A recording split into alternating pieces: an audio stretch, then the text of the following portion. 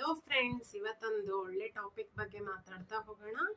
ಬಿಡ್ತು ಅವನು, ಯಾಕಂದ್ರೆ ಅಶ್ವಿನಿ ದೇವತೆಗಳು ಅಸ್ತು ಅಸ್ತು ಅಂತ ಇರ್ತಾರೆ. ಇದನ್ನ ನಿಮ್ಮ ಮನೇಲಿ ಹೇಳೋದು ನೀವು ಕೇಳಿದ್ದೀರಾ ಅಲ್ವಾ?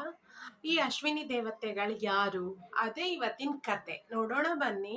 ಒಂದು ದಿನ ಸೂರ್ಯನ ಹೆಂಡತಿ ಸಂಧ್ಯಾದೇವಿ ಸೂರ್ಯನ ತಾಪ ಹಾಗೂ ಶಾಖವನ್ನು ತಡೆಯಕ್ಕಾಗದೆ ಹಿಮಾಲಯದ ಪ್ರಯಾಣ ಹೋಗ್ತಾಳೆ. ಹಿಮಾಲಯಕ್ಕೆ ಹೋಗ್ತಾಳೆ. ಯಾರಿಗೂ ಗೊತ್ತಾಗಬಾರ್ದು ಅಂತ ಸೂರ್ಯನ ಹೆಂಡತಿ ಸಂಧ್ಯಾದೇವಿ ಕುದುರೆಯ ರೂಪ ಧರಿಸಿ ಹೋಗ್ತಾಳೆ. ಆವಾಗ ದೇವ ನನ್ನ ಹೆಂಡತಿ ಎಲ್ಲೂ ಕಾಣಿಸ್ತಾ ಇಲ್ಲ ಅಂದ್ಬಿಟ್ಟು ಅವಳನ್ನ ಹುಡ್ಕೊಂಡು ಹೋಗ್ತಾನೆ. ಅವನ ಹೆಂಡತಿ ಸೂರ್ಯದೇವನ ಹೆಂಡತಿ ಸಂಧ್ಯಾದೇವಿ ಕುದುರೆಯ ರೂಪವನ್ನು ಧರಿಸಿ ಹಿಮಾಲಯದಲ್ಲಿ ಇದ್ದ ಕಾರಣ ಸೂರ್ಯದೇವನು ಕೂಡ ಕುದುರೆಯ ಮುಖವನ್ನು ಹೊಂದಿರುತ್ತಾನೆ. ಆ ಥರ ಒಂದು ರೂಪಕ್ಕೆ ಬರುತ್ತಾನೆ. ಸೊ ಆವಾಗ ಅವರಿಬ್ಬರು ಸಮಾಗಮದಿಂದ ಹುಟ್ಟಿದವರೇ ಅಶ್ವಿನಿ ದೇವತೆಗಳು. ಅವರು ಅವರ ತಂದೆ ತಾಯಿಯಂತೆ ಕುದುರೆಯ ಮುಖ ಮತ್ತು ಮನುಷ್ಯನ ಶರೀರವನ್ನು ಹೊಂದಿರುತ್ತಾರೆ. ಅದಕ್ಕೆ ಅವರನ್ನ ಅಶ್ವಿನಿ ದೇವತೆಗಳು ಎಂದು ಕರೆಯುತ್ತಾರೆ. ಅಸತ್ಯ ಹಾಗೂ ದಸರಾ ಇವರ ಹೆಸರು. ಇವರು ಇಂಜುರೀಸ್ ಗಾಯಗಳನ್ನು ವಾಸಿ ಮಾಡುವ ವೈದ್ಯವನ್ನು ಇವರು ಹೊಂದಿರುತ್ತಾರೆ. ಆ ಒಂದು ಕಲೆ ಇವ್ರಿಗೆ ಬಂದಿರುತ್ತೆ. ಇವರನ್ನು ಅದೃಷ್ಟ ದೇವತೆಗಳು ಅಂತಲೂ ಕರೆಯುತ್ತಾರೆ.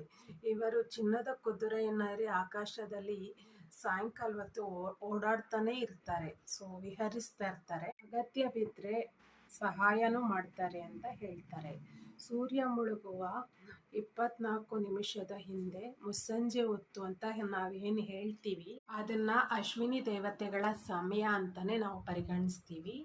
ಸೊ ಆ ಸಮಯದಲ್ಲಿ ನಾವೇನೇ ಅಂದ್ರೂ ಕೂಡ ಅಶ್ವಿನಿ ದೇವತೆಗಳಿಗೆ ಒಂದೇ ಒಂದು ಮಾತು ಬರುತ್ತೆ. ಅವರು ಎಲ್ಲದಕ್ಕೂ ಅಸ್ತು ಅಸ್ತು ಅಂತ ಹೇಳ್ತಾ ಇರ್ತಾರೆ. ಹಲೋ ನಮಸ್ಕಾರ.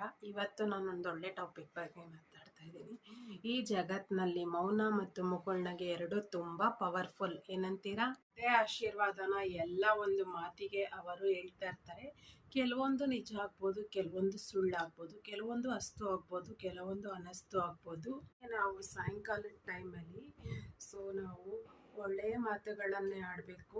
ಸೊ ಒಳ್ಳೆಯ ಮಾತುಗಳನ್ನು ಆಡಿದಾಗ ಅವರು ಅಸ್ತು ಅಸ್ತು ಅಂತ ಹೇಳಿದಾಗ ನಮಗೆ ಒಳ್ಳೆಯ ಒಂದು ಅಭಿಪ್ರಾಯ ವ್ಯಕ್ತವಾಗುತ್ತೆ. ನಮ್ಮ ಜೀವನದಲ್ಲಿ ಒಳ್ಳೆಯ ಫಲ ಸಿಗುತ್ತೆ.